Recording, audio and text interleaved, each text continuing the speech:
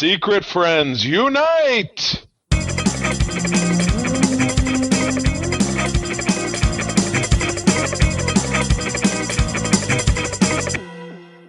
Welcome to the Secret Friends Unite podcast, episode 500, half a millennia. Here we are, 10 years later. We are ready to do this show. This is your guide to the geek side. It's been a journey. It's been myself, Todd Oxford, Charlie Carden along the way. We haven't killed each other. We're not like the Beatles where Yoko Ono got in the middle of this. Ooh. We have made shows. We've done video. We've done audio. We've been all around the world. We've done Patreon. We have. And oh my I think goodness. the fact that we're not in the same room and we've had definitely some time when we're doing the show that we're screaming at each other because we're working our shit. Yes. And Yep. some podcasts, they record that. And it's like the official therapy podcast of Secret Friends Unite. Listen to the hosts work out their issues of guys that, see each other maybe once a year because they live in different states. But yeah, this is wild. I, comparing the relationships and or activities that I've done longest in my life. I have a 24-year-old son. I have a 24-year-old stepson who I raised from age 12. I have a 17-year-old son, 19-year-old son. Math. I've been married. I've been with April for 12 years, married for 11. And we've been doing the show for 10 years. So no, I'm sorry. I've been with April for 10. I've been married for 10 years because we got married in July 14. We started this show on the 14th of September of 2014. So, and I had seen you, and we didn't talk about doing this, but I had seen you. You came to our wedding, which was great, in uniform, which was awesome. Yep. And it must have been a subsequent conversation, obviously, over the next 3 months, because your background is you had been on a show earlier in 2014, maybe 2013. All the Gamer Chat, which is gone.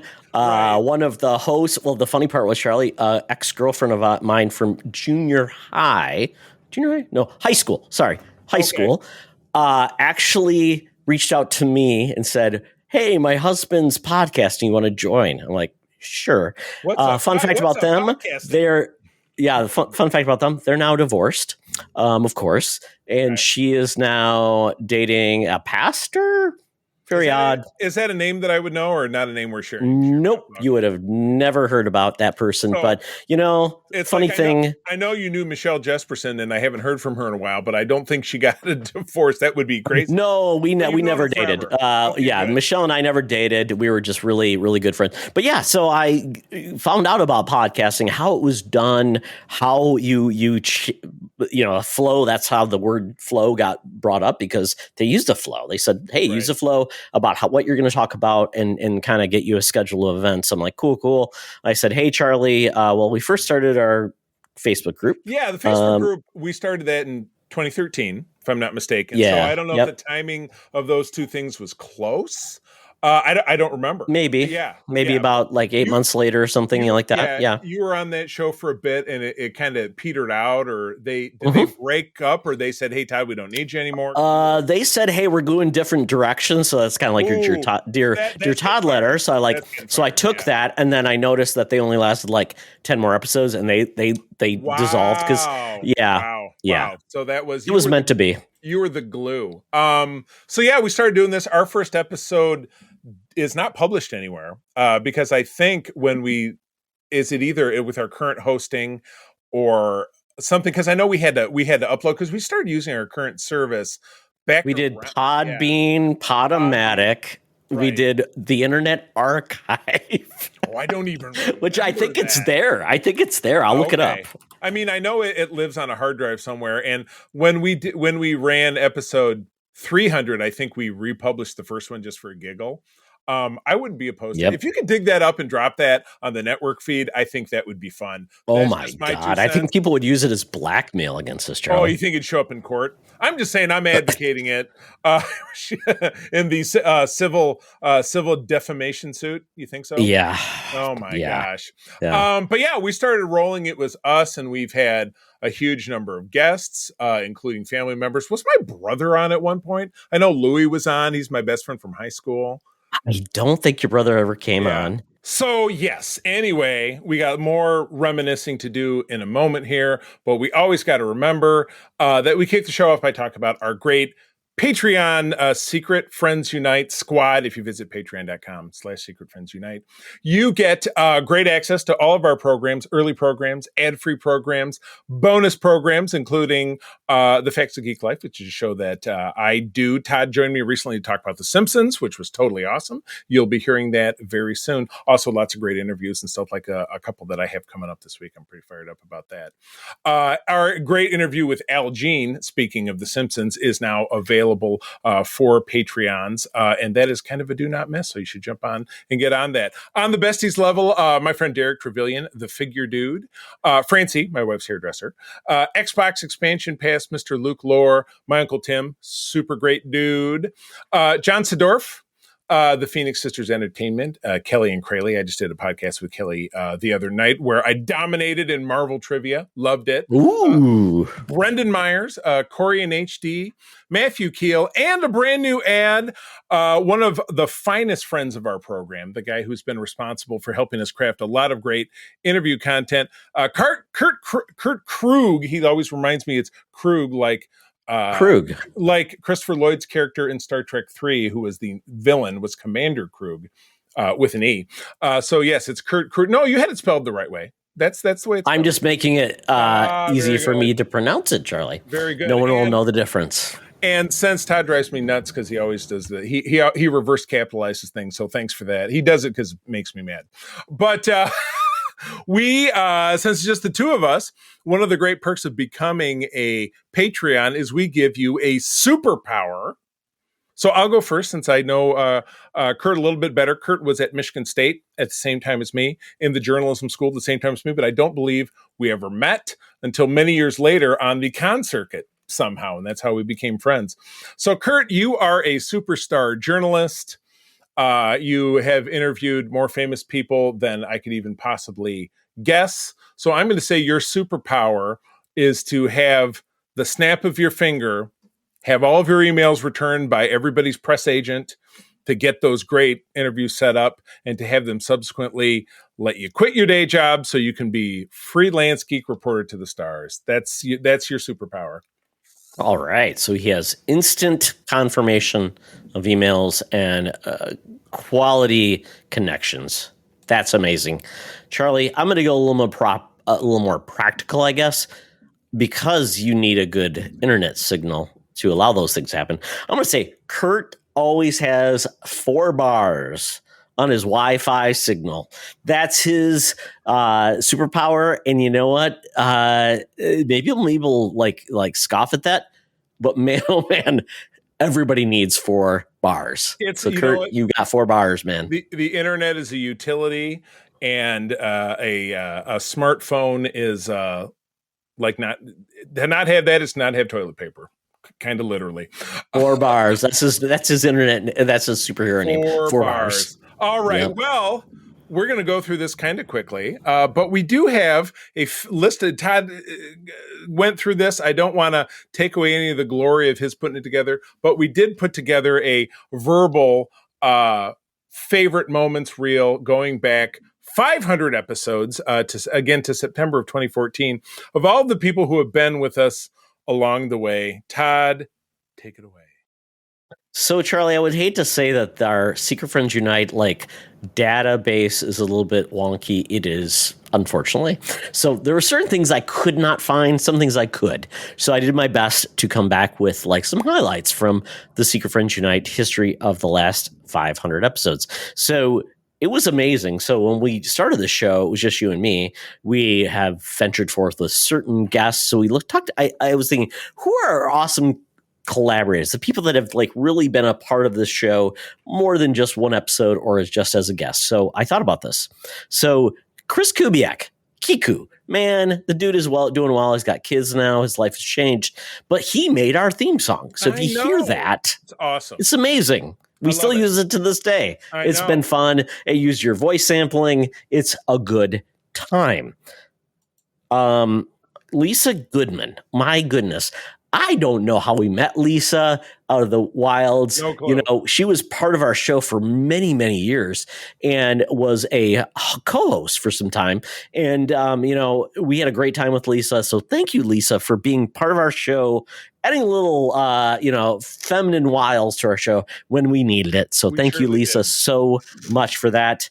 Our art, Charlie, we struggled with art for a long time. Adam Leonard, a local from Minneapolis, along with myself, he has helped us with our art down the years through SFU to co-op mode, through all the different things we've done, through all of our iterations. So thank you, Adam. And he's also doing some art for us as part of a donation for Extra Life for Waiver Wire Wizards. So check out for that. It's coming there. Awesome. So thank you, Adam. We want to have you on the show again. Charlie, Bobby Balls was a huge fan of ours, a big friend of ours. He's, was along our journey of podcasting. He passed away in 2021 from COVID, but he was our DC super fan, Charlie. Yeah. We miss Bobby. Big time. Big time. Absolutely. Then one of our biggest supporters, if you want to put something out on interwebs and you want to have somebody got your back, it's Corey Deering Hudson from the Boss Rush Podcast Network. Corey's always there. He's always saying, I love these guys. We've had him on our show. We've had many people from his podcast on our show. So Corey, thank you so much for being our supporter. And Charlie, lastly, and firstly, it's our wives, because they allow us to have how many hours a week to dedicate us to do this goofy world thing we do. Without a doubt, and unwaveringly supportive. So April on my side, Chris on your side, very grateful. Thank you for supporting our dream, I guess. Absolutely. But it's a passion. Yeah, and April has been part of your podcasting, and I'm going to have Chris on an episode of Spotlight to talk about the world of writing, which is cool, which will be fun. Yeah, so we want to bring them along for the ride, and obviously Mark, who's part of it, and that's kind of brings us into 5 years later. We brought in Mark. Mark has been a huge part of our show. He does a show with you. He does a show with me and his wife Loren, and he's got a son. Yeah. They make it happen as well. Crazy, wild stuff. Yeah. All right. Well, what do we got next? We had some kind of our supporting cast characters. Stats, Charlie. Stats. Yeah, I looked at this. I had to look at our guide because I couldn't. We basically weren't keeping track of anything pre 300. Right. So I started at 300. Basically guest appearances. So we had Kay Quinn starting in 2021. She had 12 appearances. She was part of Code 47. She's not really part of our team today because she just life finds a way. But thank you, Kay, for being part of all of our stuff. We appreciate it. And good luck in your endeavors. Chris John came on 2021 as well. I reached out to him, Charlie, like, hey, I see you do a cool show. You want to be on our co-op mode? He says yes. And then I thought he's a good guy. He should come on SFU. He's been on 6 episodes since then. Wow. Really a good guy. Most def. Yeah. Joseph Moran, Mr. Badbit. He's kind of our Marvel Spider-Man guy. Pre-300, couldn't figure out what he's been on, but post 300, 4 episodes, he's been great. And then lastly, Luke Lore, Mr. XEP. He has been amazing. He loves Star Trek. He loves DC. He loves video games. He loves anything geek. Has been on 4 episodes as well. So if you want to be part of this, always trying to get him rogue back. crew, join us because we want to have new voices, new faces. All the because I pre 200, pre 300, they weren't really part of our wheelhouse. So thank you so much for being part of that. So Charlie, another data stat. Video. This is so much fun. If you look at our YouTube channels now, you will see that our first episode on YouTube was episode 102. That's so in funny. 2017. Could have been 100, but guess we waited. That's so weird. We were trying to figure it all out. We were struggling at times. You might have seen Charlie in his bed podcasting back in the day on YouTube. But we had our Logan spoiler cast with Lisa Goodman, which you just talked about. Lisa was a great host. She's a Michigander. But we had Ray Causey, who is like a deep cut. He is my friend Michelle Jesperson's nephew by marriage, and he is now a ghost hunter doing out his thing in Georgia. Right. Man, Ray, I hope you're doing well, man. But it's there, Charlie. If you want to check our YouTube channel, you have to look deep and dark. You won't know that it's a video until you click on it. Yeah, because we did a lot of like YouTube with it was like our podcast with our logo, but no video. So very weird. Which is weird because YouTube pushes our audio to us. So every episode has two homes. One of which is just the logo with the audio. So YouTube Music. Yeah, YouTube Music. Yeah, listen to us that way. Listen to us that way. All right. So interviews has been a huge part of what we've done. And now it's an ongoing segment that we publish Patreon first, but then it does find its way to the free feed. Todd, you've talked to an author you love, Raymond E. Feist. I think Beast, going back quite a ways. It was a hijinks. Charlie, he's my favorite author in all the worlds. He's my favorite author for my series. We did a video podcast, but my internet crapped out. So funny. So it's out there, but I want to republish that. Peter David, I met him at Comic-Con in the Twin Cities. Got to do that. He's obviously in bad health now, but I'd like to republish that. And then from there, you've had a lot of great experiences as well. Yeah, we did have Al Jean from The Simpsons, showrunner, going back almost to the beginning of that program. Ron Friends, I think he was we did. That was one of the very first interviews we really did. Yeah, absolutely. And Nicholas Meyer, great Star Trek director and writer and novelist of Sherlock Holmes novels. That was fairly recently. The Uncanny Experience was a gentleman who then turned around and was a guest during the summer when we were talking about X-Men films. And they were just at TC Comic-Con. I went to their event. Those gents are great. And hopefully I'll have them on again for a new experience. So thank you for that, because that was a recent one. Absolutely. We talked to Doug Jones, who's a great guy. He's wonderful in person, and he'll talk to literally everyone in April, and I've spent some time with him on the cruises. And again, our spotlight is an ongoing deal, so you will hear more. I'm recording 2 this week.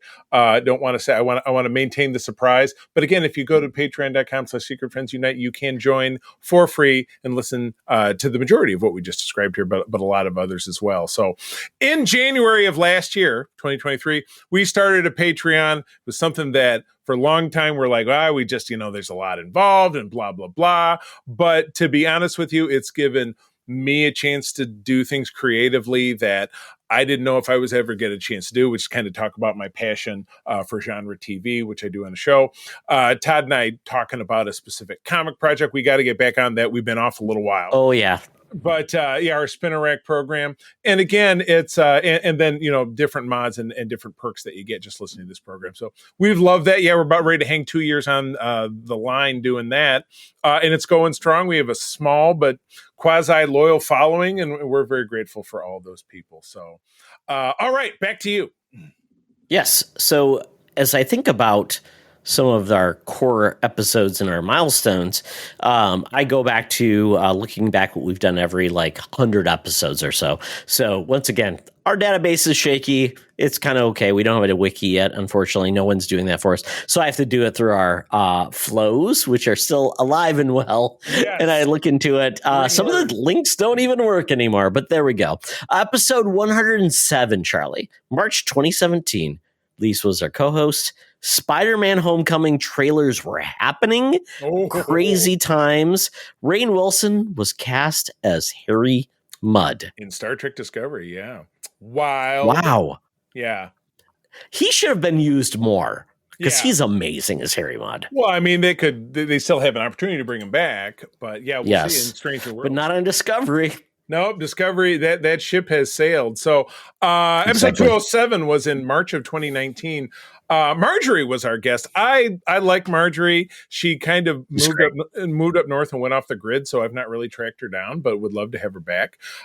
Game of Thrones dropped. Was season 8 the last season? I think it was season 9, but I could not even tell you. It's so long ago, Charlie. My brain is not working that bad. It was a big trailer drop, and re-reviewed the first Captain Marvel film. Because that was the last movie before Endgame. So that movie was a very, very big deal. All right, moving on. What do we got? Yeah, episode 309. We brought on, this is in January 2021. Chris Abbott was our guest. He's a great writer of the Sherlock Holmes genre, which is great. He's a friend of yours. And another interview that I'm hoping to snag. I just got to reconnect with him. Absolutely. We'd love to have Chris back. He was amazing. He's such a good guy. He is a wonderful husband, and he's just living the life. Man, the dude loves tank tops. I don't know. I'm not a huge tank top fan. And he lives in New England, so that's so you can wear them like 3 months out of the year. Yeah, we're just like weird shake. Yeah. Exactly. But we talked about WandaVision episode 1, and then we talked about sequels that never happened. Charlie, one of my favorite things we do in the SFU is we do have like a weird we have a Thunderdome, but it's about like more of a topic than it is a specific review. Right. So I like that. Totally. Yeah. Good conversation. Last one. Episode 404, episode not found, from December of 2022. We had Kelly Gentner on. Kelly Gentner is not only a Patreon, but she is a very frequent collaborator on our shows and vice versa. As I said, I was just on her Cosplay Cafe on Friday night, which is a live program. You defended our honor, Shirley, in Marvel trivia. It was MCU trivia. That was during the time we had our one and only ad sponsor.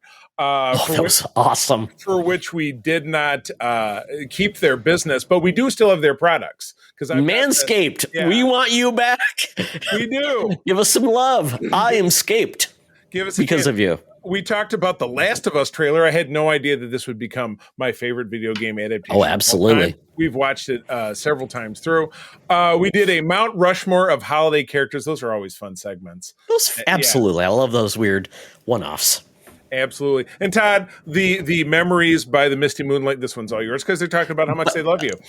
Yeah, absolutely. Charlie, we will do that in a second, but do you have any specific, I love that we did this, or I'm glad we are doing this now with SFU? Oh my God, put me on the spot. I think. Well, absolutely. Well, I think the original reason we started this is to think about people in your life going back that you lose track of. Move to a different city, move to a different state. Yep. Todd and I get to see and talk to each other, and every 4 to 6 months have a screaming argument about something while we're looking at each other. And most people don't get to do that because they don't have a regular fixed, well, this is a business, we're doing it. Sometimes I don't want to do it. Sometimes I'm sure you don't want to do it, but the show must go on. That's show business. No matter to what caliber we do this is our thing. This is what we do. So I'm grateful for the opportunity to be in our each other's lives this way, but also that it's brought us in contact with our John, who we might see later in the show. Don't know. But just a chance to have something to share with other people in the community that we reach. I've been grateful for this opportunity, and it's just something unique and fun that other people just don't ever really get the opportunity to tackle. So it's pretty great. I think it's pretty great. What about you? Yeah, I mean, that's why we started the show, is to stay in touch, because staying in touch means more than just a tag, a thing like that. It's we're connecting, we're talking about, we're building something, and we are going through life, and we're staying in touch. It's life. If we don't connect, because, hey, this changed, and we've changed a lot in the last 10 years, and that's absolutely true. So I'm glad we've been able to do that, and because it's made us stronger despite the distance, and that's it. And things change and life changes, and you've been married 3 times now, Charlie, and you're in a better place than you have ever been, and that's amazing. Don't give people my details. Now you can give my address. Exactly, but you're in a much better position because of it. You've moved and you've done all these things, and it's been great, and it's a way for us to stay in touch. Along the way, we've also expanded our horizons about the cool people we meet. I mean, think about the Canardian, who has become part of our life in the last 5 years. Someone you would never, because he lives so far away, someone that you would have never encountered or know that you encountered. But through the digital community that exists, we had some great people. We've had some less than great people that have come into our lives. Mark is at the top of the list of the great people because he's our partner.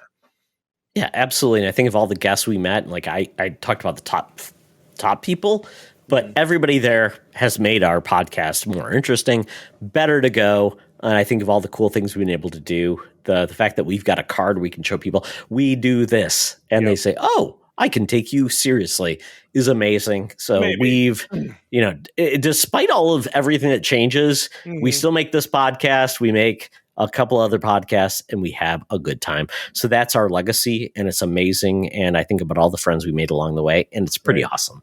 Right. And when we hit it, it'll be another 10 years and we'll hit 1,000. And that's crazy, assuming that, Yeah. So can't wait for Social Security to kick in. But before we do that, I needed to talk about two cool people that shared some memories with us. That's Luke Lore, obviously Mr. XEP, our DC super fan. He says, I don't know that it's one distinct memory, but I know my heart is full when I see your name pop up in the chat. I can always count on Todd Oxter to be supportive of XCP, which is incredible.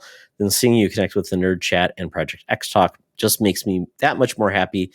Proud to know and you and consider you a friend. So, Charlie, where that plays into is growing our connections. Yes. So, Luke, I brought him in.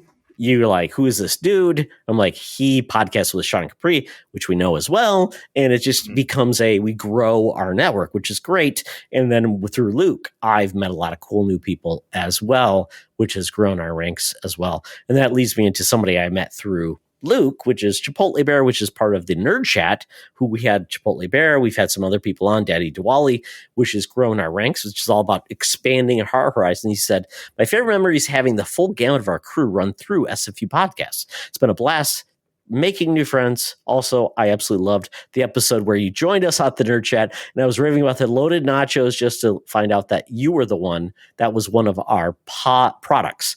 So yes, Cheap Pop, I didn't know it was going to happen. Yep, that's the product I'm working on. So it's a synergy, Charlie. Yes. Part of the SFU life is knowing that I work at General Mills. And yes, I probably make something you love today or hate. Could be. Fair chance of the either. All right. Well, that ends our retrospecticus. But life would not be complete without talking about this week's cover. And this is wild. See, we have gone since we went over episode 400, we've gone back to the single digits of calling out a comic. But this time around, we were able to land on the authentic number of a comic, and it's one of the most iconic comic book characters from one of the most questionable time periods of that comic book character's background. We're talking about the issue from October of 1993 of the core Batman title during the Nightfall storyline. Again, this is issue 500 of the core Batman title, where we were introduced to the character of Bane. I don't know if he was around before this storyline. I'm not sure. Oh, very far in advance of this. Yes. Oh, okay. Oh, gotcha. I didn't know if he was a new character at that time, but he was the one who grabbed Batman. Bruce Wayne broke his back. But he had to go on hiatus, and this other dude named Azazel, Jean-Paul Valley, who is part of a weird cult group that took over the mantle of the Bat. Took over the mantle. He had a very 90s outfit. And what you see on the cover of this is him having beat up Bane, holding him by his stretchy Mexican wrestler unitard, draped over the ground, and about to deliver a killing blow while some bats kind of fly by apropos of nothing at all. And they're in the they're in the Batcave. See, I see the little stalactites in the background. There's not much about this image that couldn't be more 90s, which is great because that's us. We're very 90s because we're a product of that time period. So this is absolutely this is very fitting. I like it very much. So I was a freshman at Michigan State. This issue came out. This was the last issue of Nightfall, which came into Night Quest, which was Batman was essentially taken down by Bane, and then this John Paul Valley guy took over, and he started off as normal Batman, but he started adding like all these weird, like I'm going to add in a helmet and gauntlets and weird things to become uber extreme. So extreme. All of the bad guys that took down Batman, and that's where we landed. And there was two covers. We had this cover by Kelly Jones, who was very iconic with his lots of muscle guys. Right. We also had a Joe Quesada cover, which was actually like chromium hardcover, and go from there. And this was essentially like a huge milestone, big deal. Into like, how will Bruce Wayne come back? and how will he take over for this guy that's a little bit too extreme. So cool. Extreme. And it was really interesting at the time that DC was just doing some crazy stuff. Batman's dead, or Superman's dead, and then Batman is being replaced. Unbelievable. My goodness. Well, even after 500 episodes, nearly 500 episodes, there is no replacement for our senior news correspondent. I am, as always, talking about Madam Webb, who at 124 years young is down at the corner of Hollywood and Vine out there in Hollywood, California, waiting for us with the latest news and scoops. Let's go check it out. Now it's time for Madam Webb's rumors and news. Take it away, boys. Thank you, Madam Webb. Oh, my goodness, Madam Webb. As we look forward to the holiday, you were once a sponsor to a cool turkey conglomerate. You were the Turkey Tom gal at the time, and you're all dressed up in feathers and giblets, and you were all about that turkey life. They tore it away from you in 1927, and you have been anti-turkey ever since. So enjoy your pork bird for Thanksgiving. And you say my segues are a little out of control. I try to do it, Charlie. I'm trying to build into the connection, as we say. The connection. Well, speaking of a company that loves connections, Marvel is talking about details for the Eyes of Wakanda. This is an animated program that we've known about for some time. There was a sizzle reel from D23 in Brazil that we talked about last week that did give us a little bit of taste of this. I know Black Panther is a favorite of your son's, in particular, like it was his favorite Marvel film. So this is obviously very big in your house. Is this something that draws him in? Is he into the TV stuff for the Marvel properties he likes? Or I know you say he's not a big movie guy, but what about the TV stuff? Is that he has zero interest in this. Oh, there you go. And unless you said they're going to do something really cool in regards to the music or the influence, he doesn't care about a prequel about the life or the legacy of he's just Black Panther. Just like his dad, doesn't care for prequels.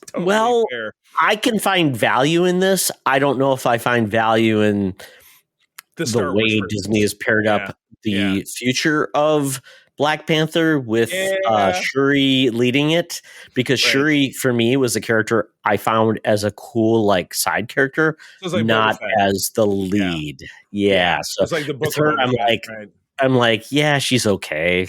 Just doesn't give me the confidence. Has nothing to do with her as a person or character, but it's like saying, is she the best bearer of that mantle that makes me excited for it? I would say no. I would rather have it be his wife, the person that was really cool, and a much better actress. Oh, I can't disagree. The good news is that while this is a prequel, it will only be 4 episodes, hopefully of 30 minutes. So you won't have to suffer long. But it is a prequel, as you can certainly tell from the sizzle reel, basically going through the history of Wakanda as a place, and historical events that have taken place in that. So it does seem very inside baseball for your hardest of core fans of the Black Panther series. I can't say, because you and I watch everything anyway, that's the job. But I can't say this would be a hotly anticipated project of mine that's coming out. It's out at the end of next summer. I was thinking it was more next fall. It says August 6th. Oh, okay. Lodged between Your Friendly Neighborhood Spider-Man, which comes out in less than 2 months on January 29, and Marvel Zombies, which comes out during spooky season on October 3rd. So, Todd, if you were just a Black Panther fan, you know what, your son's the greatest example. Would you have any vibe for this? Would this mean anything to you? That's a hard sell, because are people huge Black Panther fans that want to look back? I don't know. There hasn't been a series like this has been the saying, hey, if you're in the MCU, do you want to look back at something from the past, like a Tony Stark? What was his teenager, or what was Tony Stark's dad like? Which which they did, yeah. Which they have, but he was part of something, but it wasn't focused on just Tony Stark's dad. He was part of Agent Carter and things like that. He's been part of like Captain America. So that's the weird part. It's like, do people care about this heritage of this country? I don't know. It has to really show off, and maybe if there's some things that are really cool, but it feels like this is more like a Star Wars Visions than a must-see TV. It's kind of a Book of Boba Fett vibe, which, I do a Star Wars show, and definitely there were parts of the Book of Boba Fett that were kind of cool, but it boiled down to a lot of the ways you and I felt similarly about the Star Wars prequels, is that there were great moments, but as a story, didn't really come together. So yeah, that's my fear here as well. Obviously, come August of next year, you'll be hearing us talk about this. But for now, I can't say that it's the most exciting thing on my radar. So, but we will find out, as we always do. So, well, Todd, not to steal a catchphrase from the podcast, but in delays and dismays, we have Star Wars movie news. What do we got? This is a weird one, because we did get knowledge about a new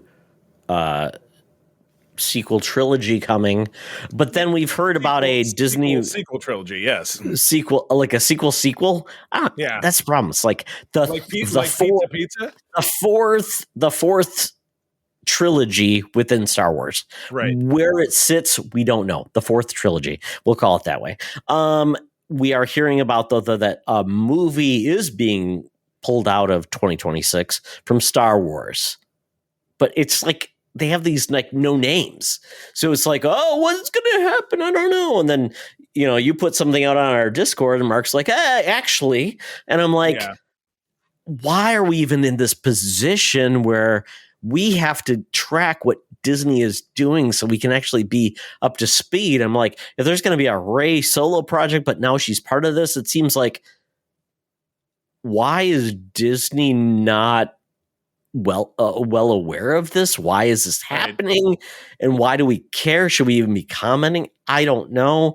It's frustrating as being a Star Wars fan that you feel like our movies are just solid enough as a release schedule, and if the Ice Age movie kicks us out, that's the scary part. Does Ice Age have more cachet than a Star Wars film? Well, maybe it does. I don't know. They either think it does, or it's maybe they've lost the faith in Star Wars as well. I guess you would really have to go back and look at how the last Ice Age movie did. I mean, obviously enough to invest, 5 years and tens of millions of dollars in making an animated film, because it's very costly, and so it's a long process. So they're not going out there to make something that they think is going to flop, because if an animated film really tanks, they're not necessarily coming back and going to a well again. I mean, Ray Romano is a sizzling star Charlie, for the ages. You don't piss off Ray Romano, Charlie. I mean,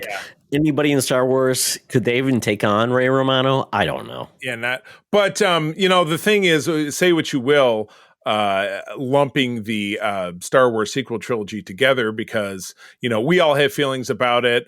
I haven't talked to many people who think that it ended great and they absolutely love it, but those films made a ton of money.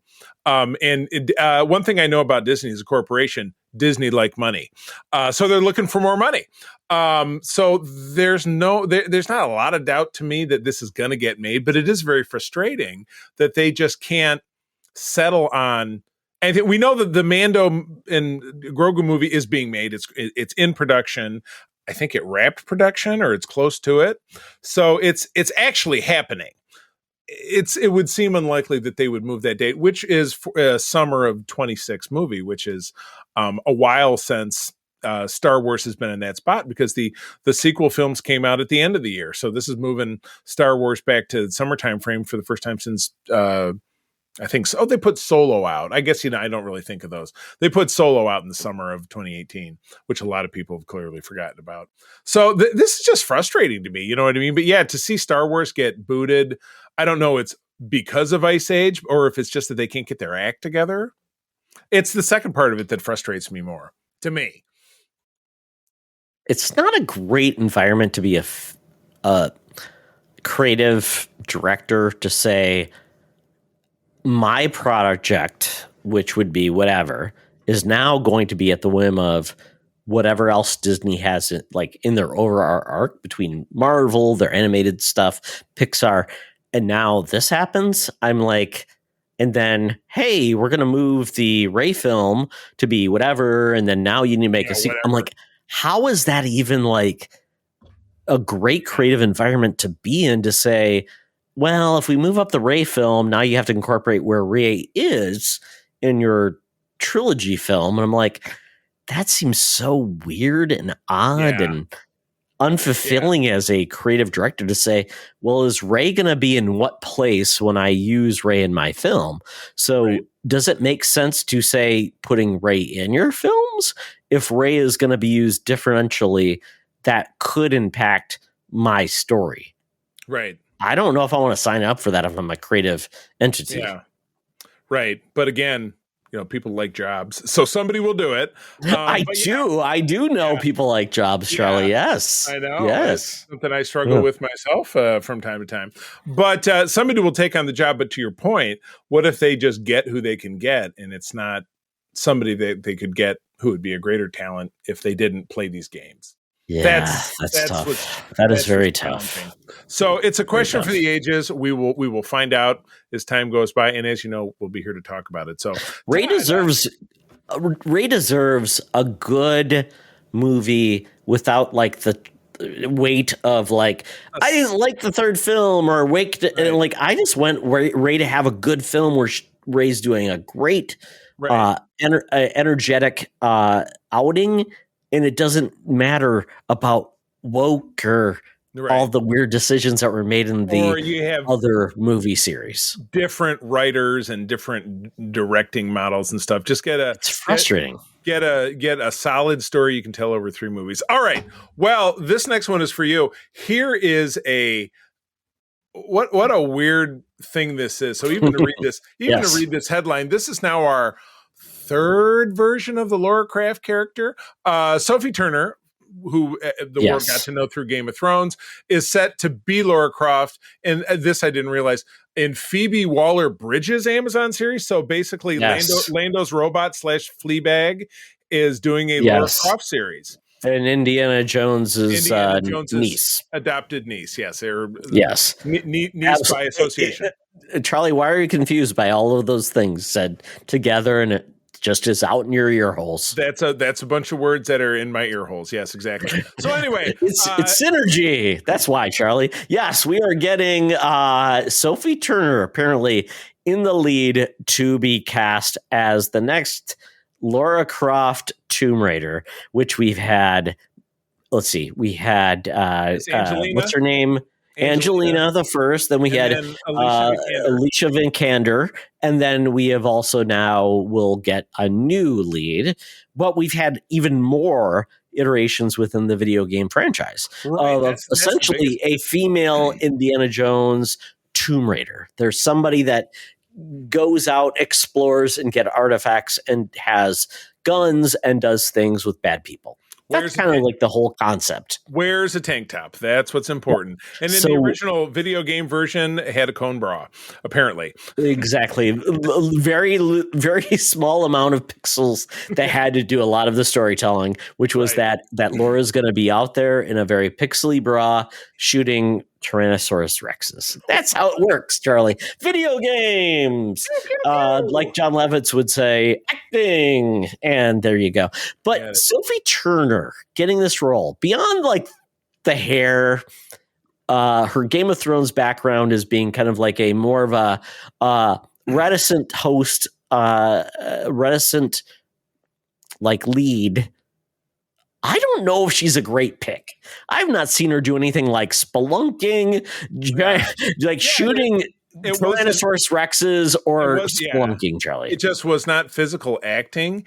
And I don't know, my only really Game of Thrones recollection of work that she's done since that time or interspersed with that time was being in those X-Men films, which I did not find her remarkable as Jean Grey. No. Even though she was the she was the subject of the third film, which would give her a time to shine. So the question is,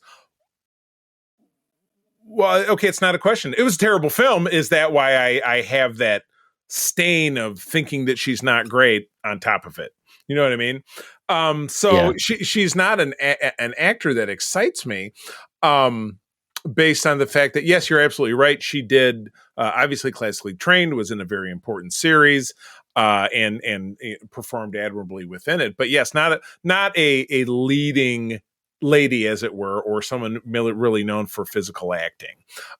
Didn't really blow me away. So yeah, I don't know, but I mean, lessening the blow, just like we've talked about in the past, perhaps this is Amazon looking to finally land the thing that will give them an edge in the streaming wars, the streaming race.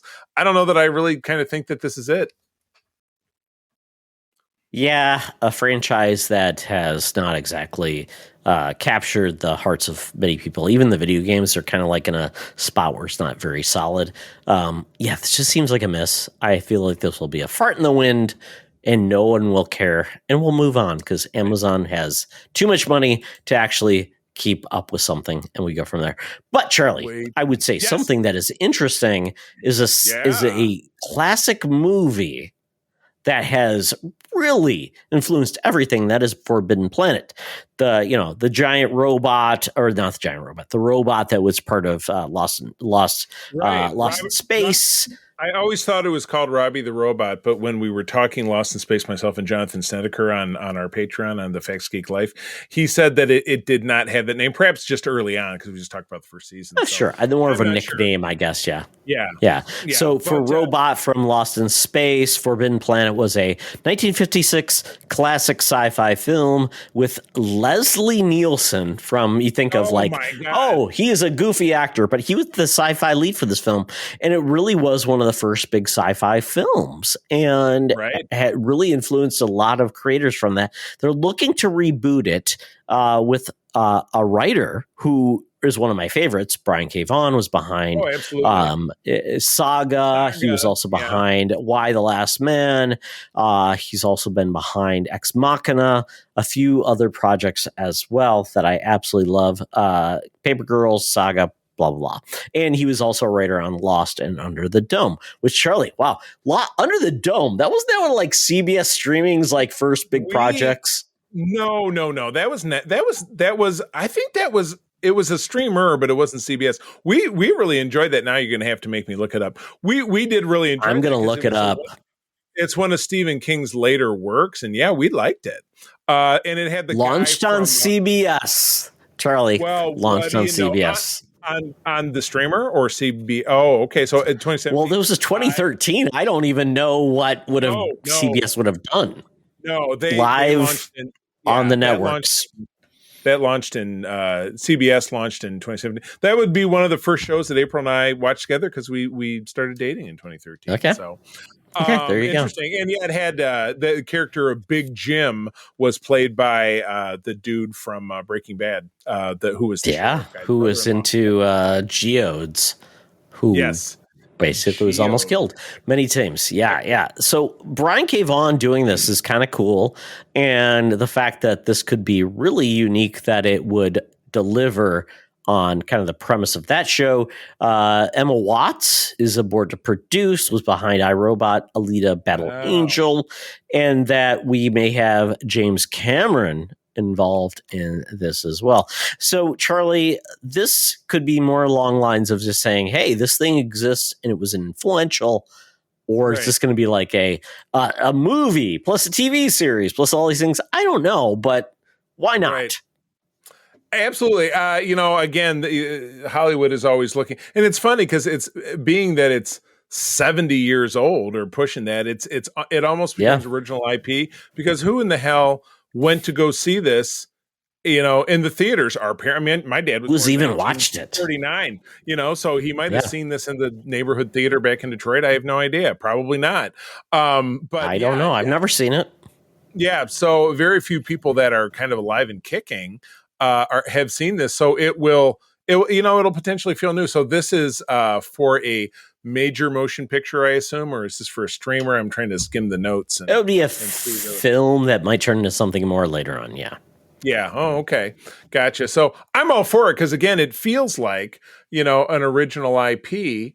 And, even though it's not, so there's a lot of people who would see it and probably not even really realize that it's something from so long ago. So that's not, it'd be like if they brought back something that, was public domain that no one has ever touched upon. You know what I mean? Like, though it seems maybe this is like my college films. Yes. Todd Student Films. Todd, yes. I Todd Robot. So, all right. Well, let's wrap it up with a story about possibly the greatest man who's ever lived, who got his start on both The Simpsons and Saturday Night Live. Conan O'Brien, Todd, your personal hero. What's he got going on? Yes. So this is really cool because he was selected as the host of the 97th Annual Academy Awards, aka the Oscars, in March 2025. So the Oscars have struggled to find a host after the craziness of Will Smith coming on board and slapping Chris Rock. But Conan O'Brien is amazing, and he is hilarious. His show started my freshman year of college in 1993. I have watched Conan from the beginning to the end. I've seen Triumph, the Incel Comic Dog. I've seen Pimpbot 5000. I've seen Leap Year Thomas. I think was his name. You're thinking of Leap Day William. That was from 30 Rock. But I think it might have been part of that as well on Conan O'Brien as well. Yes. So we've seen Conan O'Brien really influence comedy, and the fact that he's going to come in and he don't give it enough because he's doing a YouTube like Conan Needs Friends podcast. He's making a lot of money. He don't need anything, and he's just going to have a great time. He is amazing. His interviews have been fantastic. I listened to him on his podcast and also Sirius XM. Yeah, you're right. I'm so excited for him to make fun of. Yeah, I'm so excited for him to make fun of Hollywood and just have a great time. And I don't know if who will slap Conan. I hope no one does. You took the words right out of my mouth. Who would get up and slap Conan? Does he have any enemies? I think it might be like would it be Matt Will? I think it might be Will. What's his name from Will Arnett? But it'd be more like just as a joke versus like actually really hate. Because who hates Conan? I know it's like hating Mother Teresa, but somebody must. Somebody must. Yeah. So all right, well, that wraps up the news, and because we've had this retrospective, and we have another great section coming up at the end of the show. We're skipping the Geek Easy this week. Todd, knowing our luck, we'll come back next week, and that'll be the week it burns down, and we'll have to find something else. So we're taking a pause. I'm currently sitting in the Geek Easy, Charlie. I said I'm going to podcast this week, so Todd, please don't curse it until I leave. I see smoke coming out of the kitchen. You got to run. No, run. All right. Well, while I'm out of there, I do have my phone up. I've got the Air Qantas app available. I'm booking us first class, business class flight down to Land Down Under, where Hologram Tina is waiting for us with the mutants and possibly a special guest to talk about our media predictions for 2034, 10 years in the future. Let's go. Hey, Secret Friends Unite, let me tell you about Zencastr. We use them for our show, and now they're supporting us. Zencastr is now the all-in-one solution making podcasting easy. It's the ultimate web-based podcasting solution. Provides high-quality audio and video podcast production and hosting. With a full suite of professional tools, podcasters can seamlessly record, produce, and publish studio-quality content, all from one dashboard. Being a creator has never been easier. And we chose Zencastr because of the ease of use, high quality output, and it makes it super easy for our guests to come on. We had multiple solutions we tried before, and Zencastr has just been the best fit for us. Why Zencastr? It's now super easy to record a podcast with Zencastr. Log in using your browser and start recording a high-quality podcast right away. Record studio-quality sounds and up to 4K video with your guests. Feel a sense of zen knowing Zencastr's multi-layered backups ensure you always have your recordings in the highest quality, even if the connection is unstable. Have you ever worried what you sound like? Zencastr's post-production process makes you sound buttery smooth. It automatically removes those ums and ahs in your recording. It removes those awkward pauses in conversation too. Set the right podcast loudness and levels while reducing background noise with the click of a button. So if you're interested in making an easy, high-quality podcast just with the click of a browser button, go to zencastr.com/pricing and use my code SFU1. You'll get 30% off your first month of any Zencastr paid plan. I want you to have the same easy experiences I do for all my podcasting and content needs. It's time to share your story. Now back to the show. Welcome to another edition of Thunderdome! Thank you, Tina. Hologram Tina. Excuse me. R.I.P.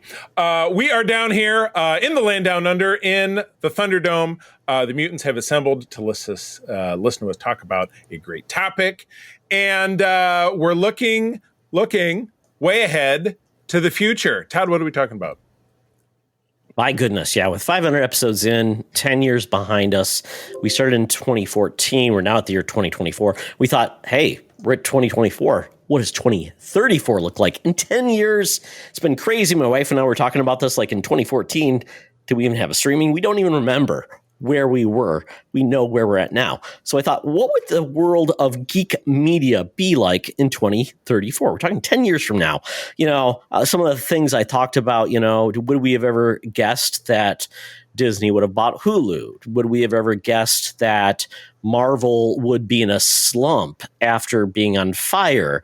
Would we have guessed that Discovery would have bought Warner Brothers and James Gunn is now running DC? Would we have guessed that Amazon is making like huge blockbusters? All these things we didn't know, but here we are. So with that, I put in some thought starters, and by all means, this is open to anyone thinking about where we're going to be. I said, will Marvel and DC still be relevant in 2034? Will Star Wars movies be thriving? Oh, let's not forget. Oh, yes. We have a guest. Hello. We did decide to bring in, combining the three chambers of the triangle here, the other original secret friend, my college roommate from back in 1996, who was there witnessing the scrolling of our secret friend brand upon the virginal wood of the not the bunk beds, the loft that we had in our room at Holden Hall, and lifetime friend to Todd and myself. Jonathan's here, aka Johnny Rose, here on the pod with us. John, good afternoon. Hello, Evening. Guys. Yes, whatever the hell's going on. You're referencing the old Secret Friends Dead Sea Scrolls there in Holden Hall, etched into it's funny. The loft. I forgot because I thought, 95. That was fall 95. You guys kicked out your old roommates and joined into your own marital bliss in 96. I'm not exactly sure that's. I think I'm trying to remember. John, we were in the same hall. Yep. That freshman year, but we didn't know each other. And then in that fall, I had a couple of really lousy roommates. Ended up breaking it off with the last tutor he'd left, and then you were assigned, or you were looking for a roommate, and I was available. My roommate and I were we knew each other from back, my hometown. So we thought it'd be cool to room together, and we learned pretty quickly we were not very compatible. Right. And I remember talking to you at the front desk you used to man there at Holden Hall a few nights, and we were talking and said, you know what, you're looking for a roommate. I want out of my room. So I think I left floor 1 and went up to floor 5? Three. Were we on 5 or whatever? Yeah, I was on 5 one year, 3 on the other, and now I don't remember which was. Yeah. Which. So, and then that's when I was introduced to Todd and Steve and some people across the hall and some of their cohorts that lived across campus and. What was it? Hubbard, I think it was. Hubbard Hall was the instigator of all this. The United Towers Blackness, 12 floors of fun. That's how we lived. I wasn't going to rolled. Then I moved to Holden to be Steve's. Steve was the RA on the floor. I was suite mate. And fun fact, we both got keyed in our dorms. Yes, I was just thinking about that. That was a lot of fun. It was the pennies. The guy put the penny in your lock. Yeah, pennied in our dorms, yeah. Yeah, but I met Steve because he and I were both at the hall like 2 weeks prior to it opening up, and the only guys on the floor. And so that's how we became friends, and then met Todd, and Todd and I, obviously, our romance began to blossom that fall, and that's why we're here now. And then John came along 4 or 5 months later, and then here we all are now. Yeah, and I believe there was, I think I was the first person punched in the history of recording Melrose Place. Because of that. Yes, that was a capital crime. It was absolutely. And if you want to know more about the Star Trek Next Generation adult fan fiction, it's out there. John has created that for Charlie. Oh my God, I will never forget the figures, and they were Voyager Playmates figures that you guys arranged in all the sex positions with Jabba the Hutt and Slave Leia. That turned them into an orgy. Does not sound like something we would have done. It's no. We're mature adults. Honest to God, have photographs. It is a thing. Yes. It's I don't remember that. Actually, I do remember that, but I remember trying to figure out different concoctions of alcoholic drinks while we were watching. I think it was Clerks. Oh yeah, I remember trying. I was the buyer, I believe, because I turned 21 first. Oh my God! Yes, I contributed to miners. We made some screwdrivers. It was a bad idea. End of history. Red Solo cup. I remember just putting something into milk and it instantly curdled. And bad idea. Orange juice, never a good idea. I was never good at chemistry, though. So right. I mean, yes, I learned quickly. I belonged in criminal justice with the athletes. I guess so yes. And now I'm now I'm sure they're making meth in the dorm rooms at MSU. Anyway. Here we are. If you think about it, it's 29 years later. The three of us have our origin story. But from that point, getting back to our Thunderdome topic, what will be happening in geek media in 2034? Because I will tell you, back in 2015, 2016, we thought we were only getting Star Wars Force Awakens or The Force Unleashed. What was it? Action figures. That's all we thought we were getting from Star Wars. So that brings me back to, will Star Wars movies be thriving in 2034? Will there be a new king of streaming in 2034? Will DVDs and VHS come back like vinyl? And will the early 2000s nostalgia be huge? Right. So those are some of the topics I proposed. This is not the end all be all. If there's others you thought like, hey, let's bring up this. Let's go from there. So should we just start with the first bullet point? Let's do it. I did. So John, you're our guest. So will Marvel and DC still be relevant in 2034? Oh, absolutely. I don't know which media formats will be relevant, whether it's the movies, TV shows, the comic books, etc. I think I feel like the TV shows for Marvel and maybe DC too. I'm not really sure. I don't keep up with the DC TV very much, but I would think the TV shows won't be. I think that they will kind of refocus it back to big screen, and comics are its own different thing, in my opinion. But I feel like they're working on course correction for Marvel. I kind of feel like maybe I would put my money more on a second golden age of the MCU coming up, more so than not being relevant. But I wouldn't put a large wager down on that. Yeah. But I think the TV shows have lost steam, and I think they're just going to continue to lose steam. I think that it's just oversaturated. So I'm going to go with TV shows won't be, movies likely to still be being pumped out, probably in a good place. And you know me, comics are not my forte, so I can't speak to that. So I have no idea what that looks like. But and DC, I think, has a possibility. They need to show me before it's more. I know they've got a lot of new stuff in the works. I'm more optimistic about this round than the last round, but I think my guess is Marvel will still be more relevant than DC. Very cool. Yeah, I mean we've had like the waves of. DC was huge. Marvel came back, and then DC has like a surprise hit, goes away. Then they brought TV to the forefront with the CW, and then Marvel's like, oh, here's the Agents of S.H.I.E.L.D. Here's Cloak and Dagger. Here's another show. It's like, all of their duds. Yeah, exactly. It's on Freeform. Does Freeform even exist anymore? Yeah, Nobody knows. Well, yeah, the other shows too. Like Runaways was thrown on Hulu, and right. Oh yeah, yeah. There's do you remember that show was even out? What's interesting about that is that DC has had success spreading around those television properties, where Marvel has failed spreading around to different properties that they still own. They own Hulu. They own.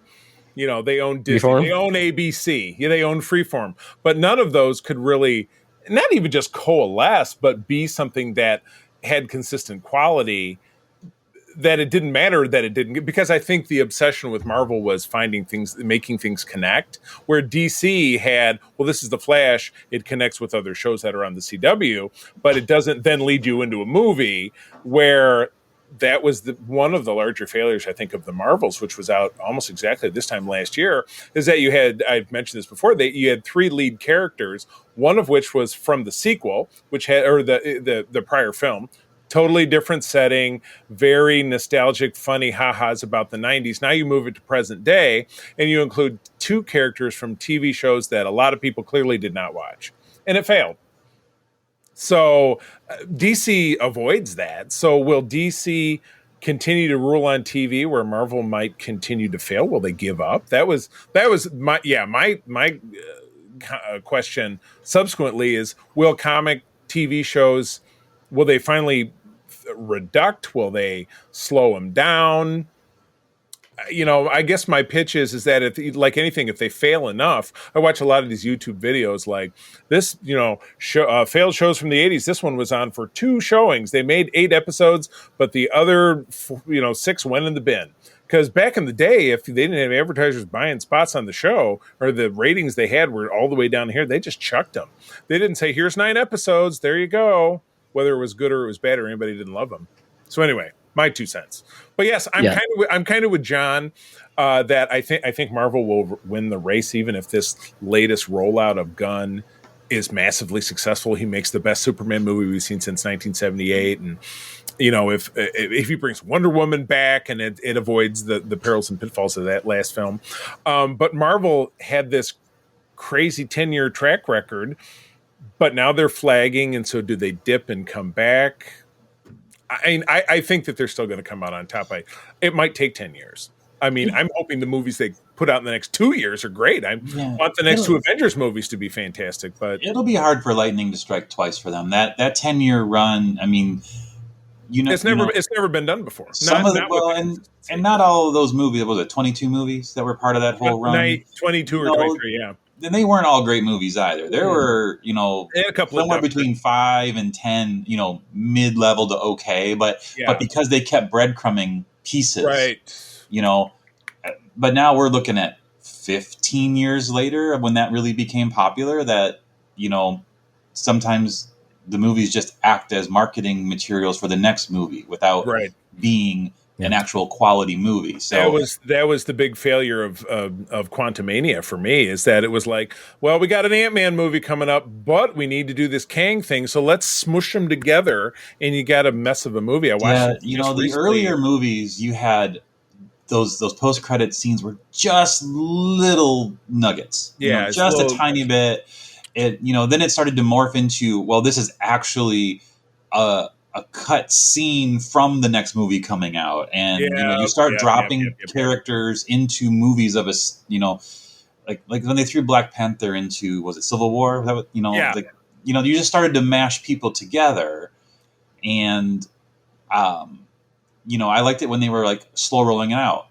Some of the movies weren't great, but they were okay, and you got to the point where you couldn't miss anything. Right. No. I think the biggest part too is people forget that after Endgame, Disney Plus wasn't even a thing yet, so they didn't have another an avenue to put out other things. So we didn't have to deal with that. So yes, it feels different, but it is a different time. Just like, hey, Netflix was making Disney shows with Daredevil and all those other characters. Remember that? Before Disney was making TV shows, which they barely got to admit that they were part of the MCU, just like Agents of S.H.I.E.L.D. and all these other shows. So it was a different time. So it's like now that we're in this new era, new age, it'll be interesting to see what Disney does to make it work. Bob Iger is going to be retiring for the second time, which is just crazy. And maybe there's a new era. Is he going to take Kathleen Kennedy with him? Oh, that'd be great. Yeah, so we'll see where this is going to go, how much they're going to put into the TV shows versus movies where they actually can make a lot of money and then put it on Disney Plus later. We'll see, and we'll see how this all plays out. I don't know. Kevin Feige's also been around for 25 years.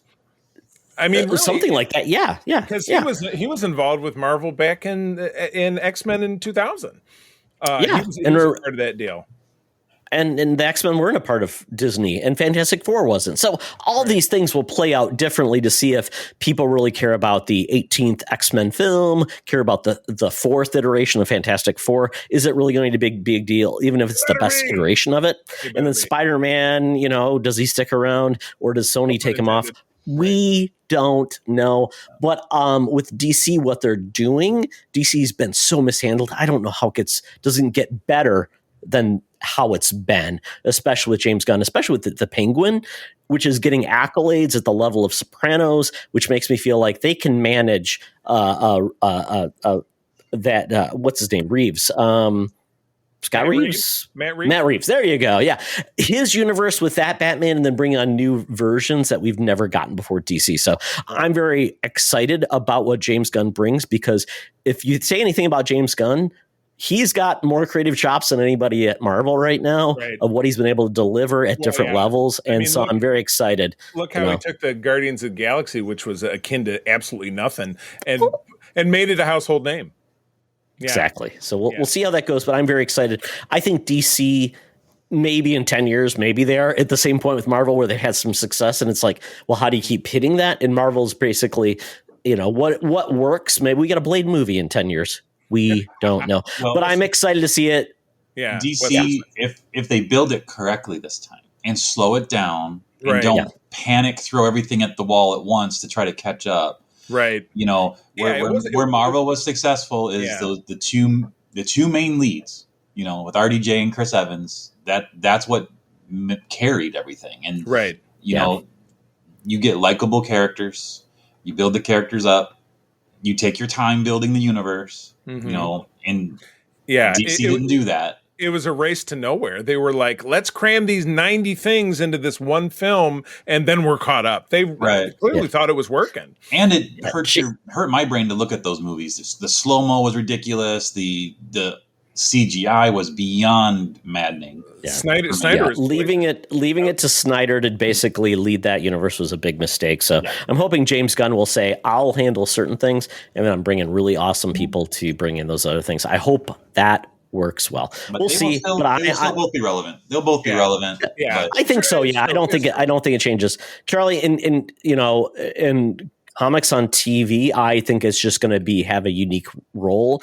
I think they will say we're not going to make things at a movie level budget on TV anymore. Right. I think that's just silly. It's dumb. It doesn't create revenue, which they desperately need. Yeah, nor should they connect. Yeah, I think more to John's point, that's what's most relevant. Keep it separate.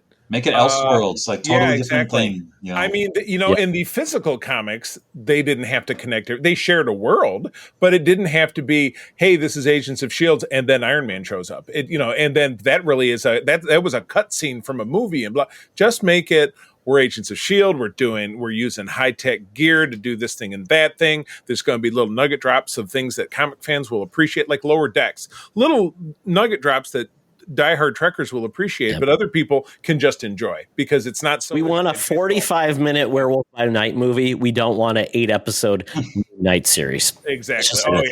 Oh yeah. Very cool. So this one might be a little. So I'm going to skip the next one because I just worry that that's going to be a full-on tangent. So I'm going to say really quickly. You're hurting John's feelings. I know, but that's just it's just a weird thing. Will there be a new king of streaming? Right now, we've got Netflix as the leader. Disney Plus, Max is not sure where it's going to go. Might get bought. We've got Peacock Plus. We got Paramount Plus. We've got Freevee going away. We've got Amazon Prime. We got Apple TV Plus. So with that, gentlemen, do you feel like we're going to just basically get all of our stuff through one service going forward. You turn right back into cable. Yeah. It's going to be an Elon TV. Oh my God. I saw a streamer today because April and I were debating because we're watching Brooklyn Nine-Nine, and we were debating if there's an algorithm out there because it's her login. They know that she's looking at some additional training for tech for work, that we're getting all these commercials for tech schools for work. But one that is not related to that is there's a new streamer out for animated religious programming, which made me want to throw up in the trash can next to my side of the animated religious programming. Are they just going to play Prince of Persia on loop? Because other than that, it was safe programming for kids. But we're not going to. Prince of Egypt from DreamWorks. Yeah, Prince of Egypt. That's it. Prince of Egypt. And VeggieTales. There you go. I'll start on this one. I think whether you like it or you don't like it, I think it comes down to the difference of who can throw more money at it and who's got more money than Amazon. You know what I mean? It's in your home anyway. Apple. Yeah. Well, but more than Amazon? Apple's worth $3 trillion, Charlie. They can crush Amazon with put their boots. Microsoft's bigger. Yeah. But my question is, why aren't they? Because they don't want to do what Amazon is doing and spending $500 million on Lord of the Rings, where they aren't seeing a return on investment on it. That's why I think Bezos is going to find the secret sauce to squeeze or absorb. I don't like it. I love Paramount Plus. You know me. Here's the question I have, because I don't know the answer to this. And you guys, Todd, you probably would be the one. Who is considered the king of streaming right now? Is there one above and beyond? It's Netflix. Is it still Netflix? They have more. They've had more growth. They are more profitable. They have more users internationally, and they have survived the Disney onslaught. Yeah, Disney had to add in ads. Disney had to add in so many price ads. They've had to add in so many services that, quite honestly, Disney, they don't put out the amount of content that Netflix does. Netflix wins because they put something out for everybody, every language, every culture, every language. All those movies that my wife watches on the plane because she loves that. It's like the Hallmark Channel. It's like what Love is Blind. That is what's hot in our chat at work. So people talk about that. They don't talk about the most recent Nat Geo special. They don't talk about the Masked Singer. And Disney, unfortunately, with their vault, nobody cares about that except for parents with kids, and they stopped caring about that a long time ago. Right. So I don't know. Disney Plus had The World According to Jeff Goldblum, though, and that was Is that still a thing? No, it wasn't. But it was their big thing they were pushing. And, most of the Disney Plus original content like that is not it doesn't catch on, No.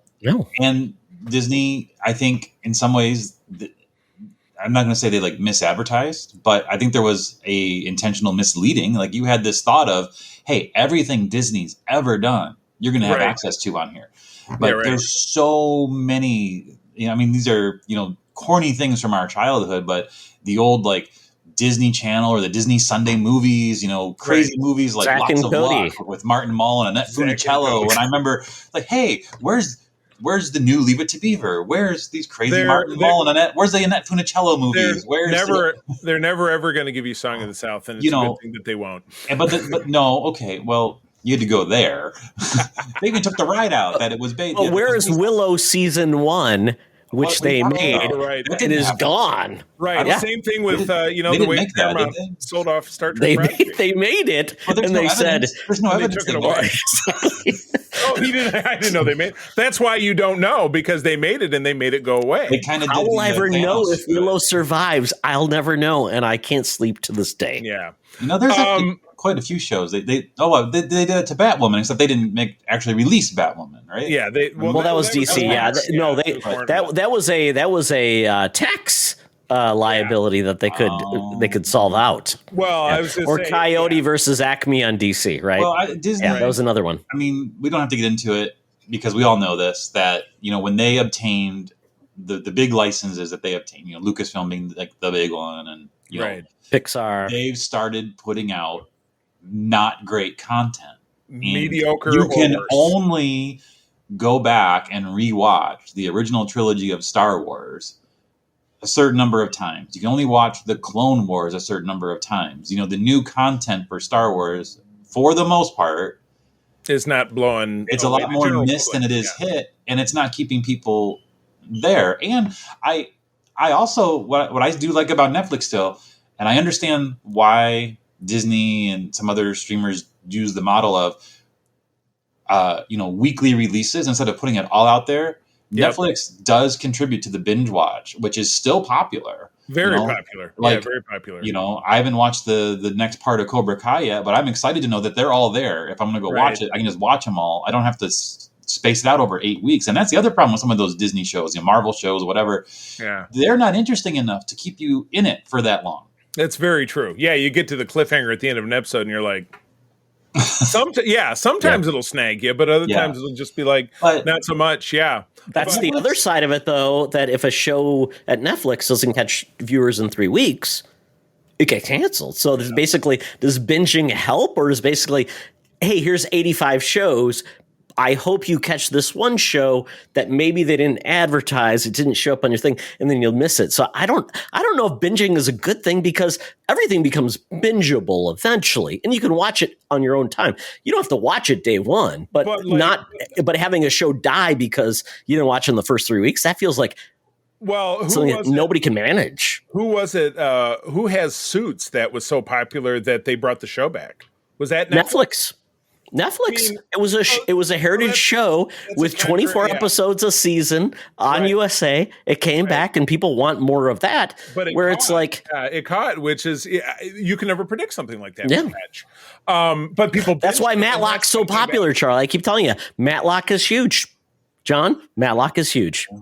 Kathy Bates, she is tearing it up. Is she related to the Andy Griffith Matlock? Is she like a granddaughter or something? No, she is not.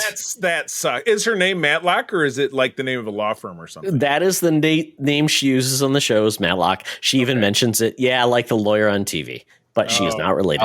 Now that's funny. So the real answer to the question is not only to the Netflix bit, and I realize I have a wobbly leg to stand on with the Amazon thing. I thought somehow the money would make it magic, because it's in your home anyway. They need to purchase up a show, something, a Suits or whatever it is, or just keep throwing shit against the wall and seeing what sticks. Find a show that catches big and then produce it that would get people to watch it more. But again, they already have your money.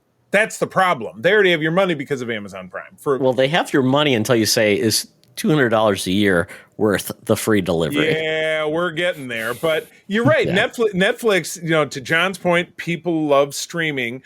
John, I know in your family, your daughter, you and your daughter, or you and other will watch The Office 50 times. You're like, well, we're starting The Office again. That's on Peacock, but Peacock has ads, which makes me crazy, because we're watching Brooklyn Nine-Nine right now, and I'm sick of those damn ads. Just buy it on Fandango and watch it there without ads. I suppose that's going to be the next step. So, but yeah, Todd's got a point.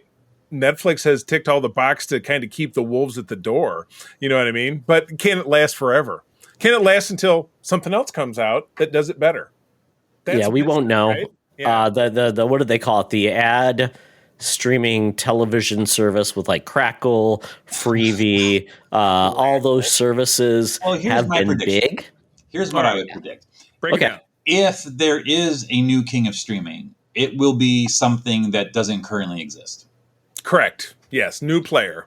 Anybody else that's currently in the market isn't going to do it. It'll be the Paul Brothers streaming network, because that was so big on Netflix. The My Pillow guy will put together. Oh, so it's going to be somebody in the Trump. Mike Lundahl from Shakopee, Minnesota, bringing it to you. Oh, my God. He's from where you live? Oh. Or you know what? Charlie, I have been to his factory and seen his pillows to be sold. Did you pee on one of them? Because I would have.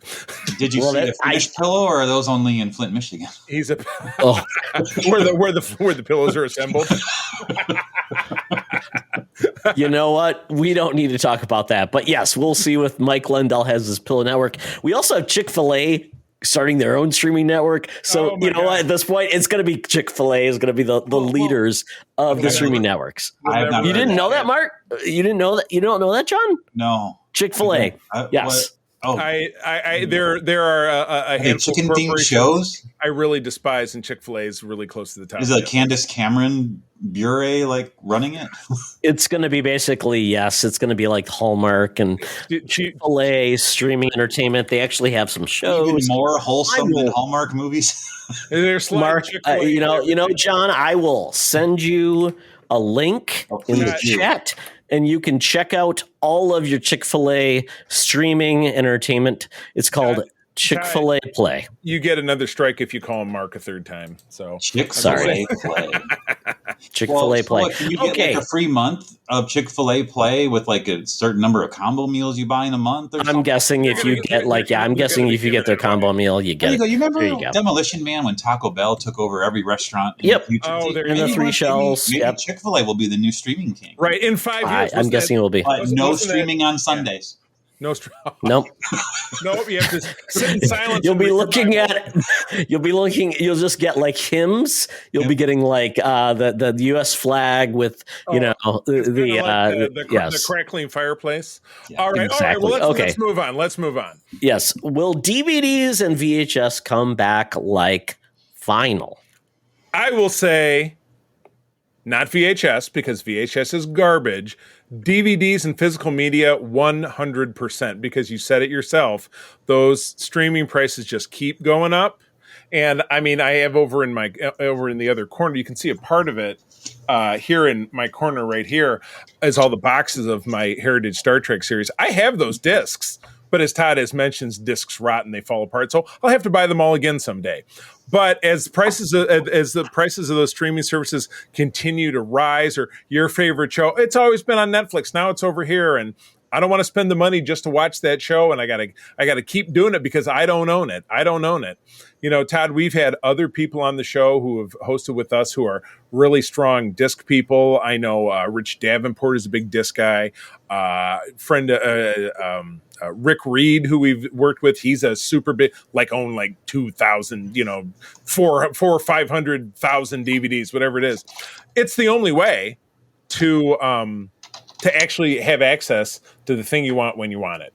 Guaranteed, unless your house burns up in a fire, that you're going to be. I've got DVDs I'm sure I should have held on to, but I've sold them at flea markets and yard sales because I'm like, when the hell am I ever going to watch this thing? And it hasn't come back to bite me in the ass, but it will at some point.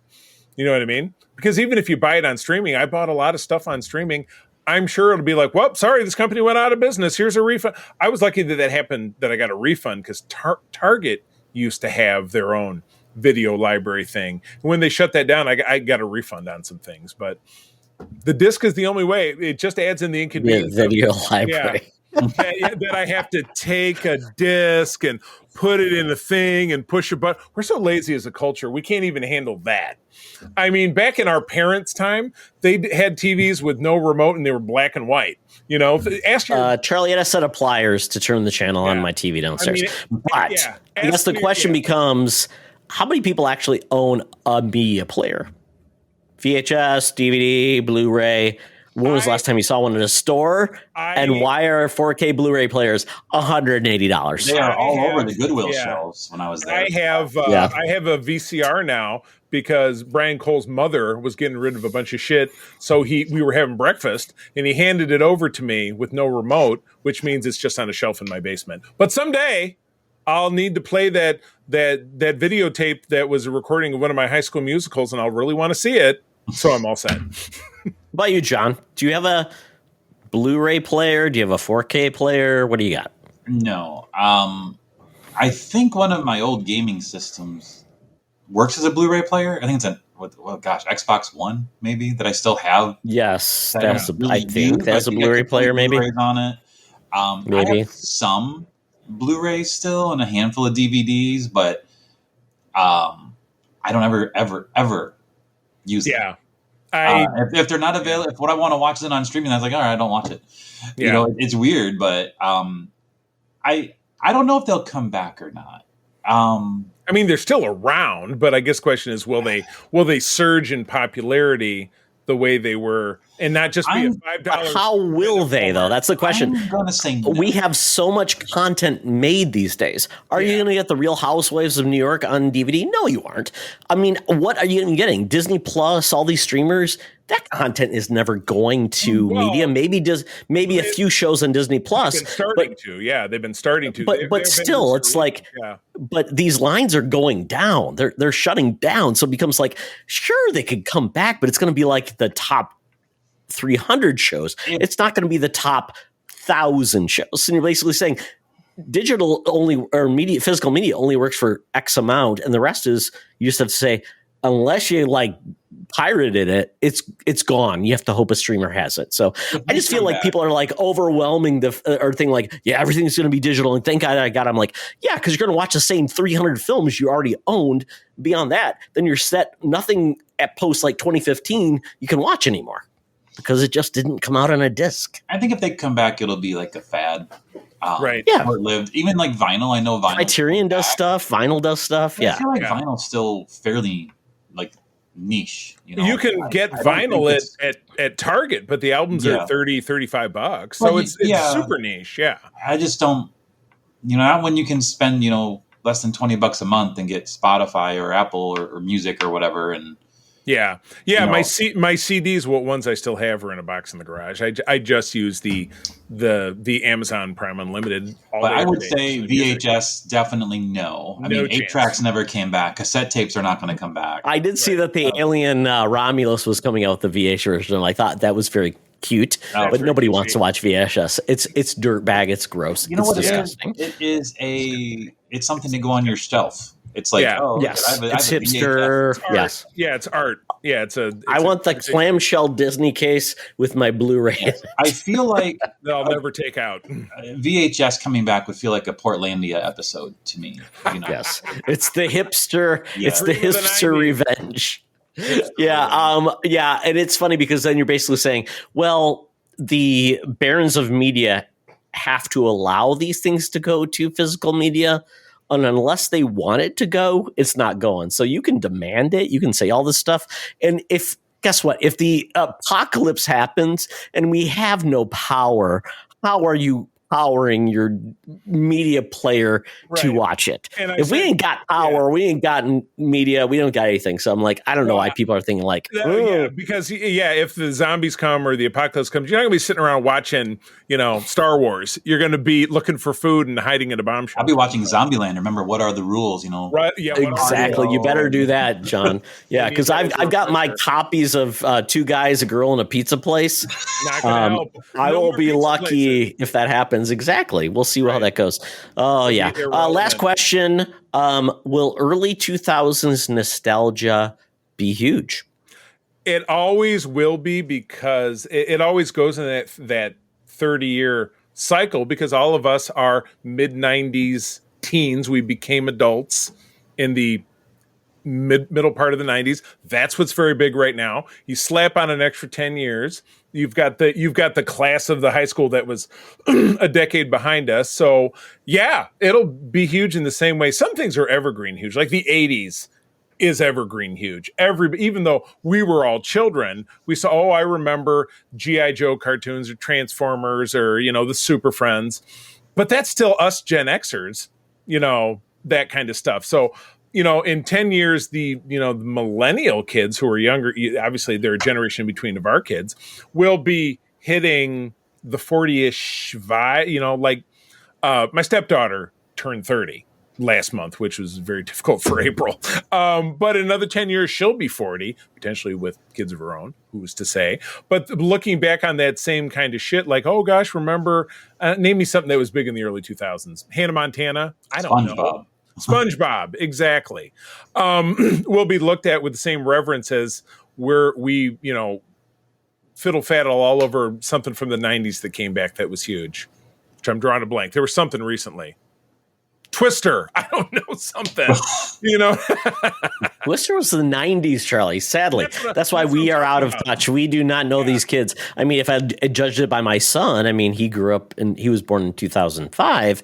I mean, we'd be like the Wiggles. I mean, Wonder Pets. I can't think of something that in the 2000s, but John, your kids might have been in that, where your kids were in the 2000s era, right? You're thinking the wrong way, because their stuff is going to be more social media and online related stuff rather than like TV shows and whatnot. Because my kids will talk about like old something called Hatena. They'll, it was something where you go online and have these little. It's like something that was before Vines. I think Vines are something, those little, pre-TikToks. Yeah. They're more into that sort of thing than traditional legacy, like TV shows, cartoons. There'll be some things, but I think the things that they're going to really be into are going to be different altogether from like TV, movies. Cultural. I will put a thing around.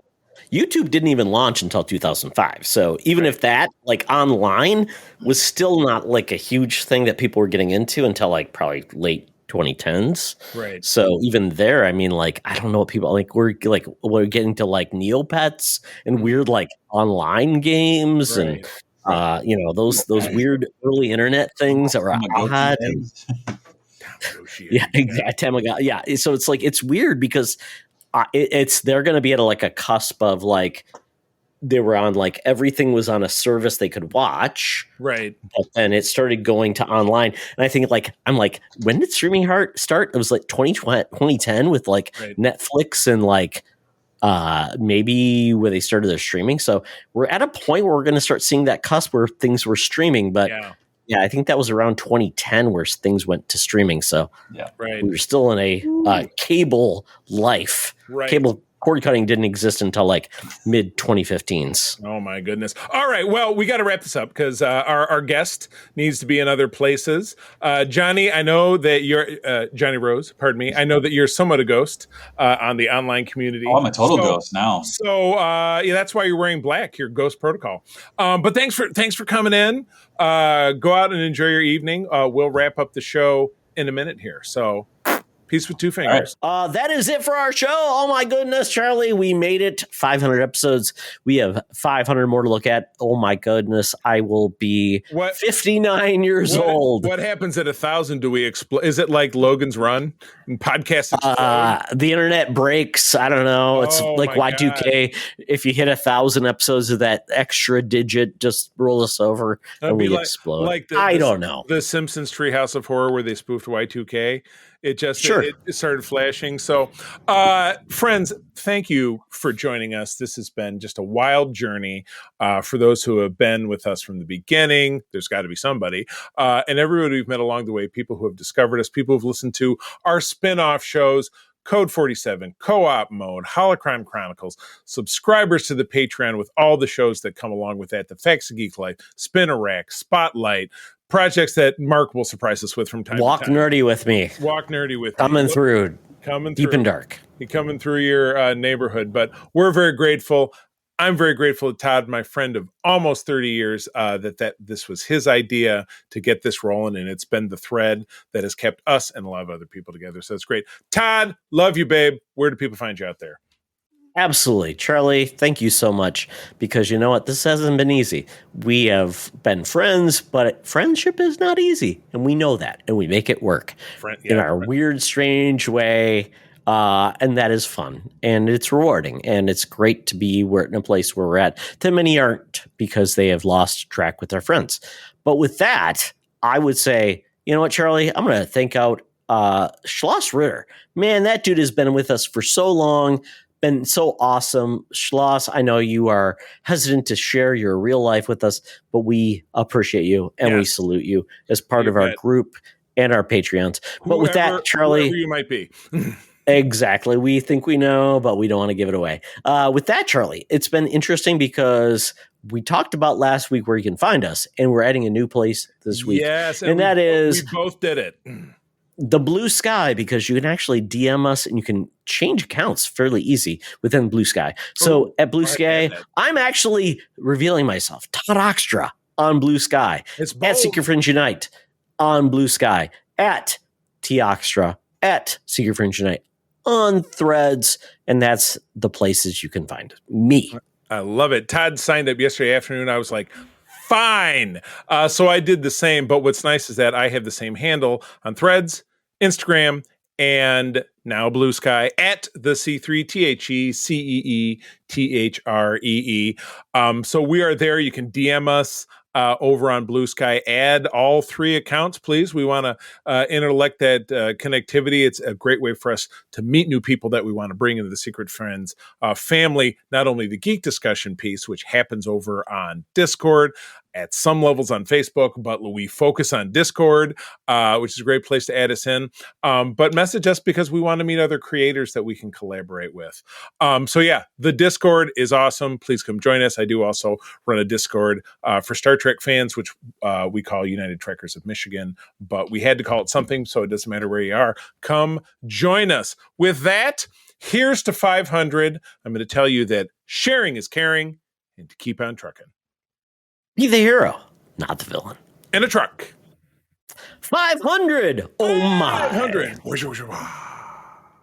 This podcast is part of the Secret Friends Unite podcasting network, available on Apple Podcasts, Spotify, and podcast services around the galaxy, as well as video on our YouTube channel. You can support Secret Friends Unite by becoming a Patreon member, get bonus programs and more over at patreon.com/secretfriendsunite. Join our Discord community for even more discussions on all things geek. For all the latest updates on Secret Friends Unite, make sure to follow us on Threads at secret.friends.unite and visit secretfriendsunite.com. Find our merchandise at TeePublic and Redbubble. Thanks for listening, and may the Force live long and prosper.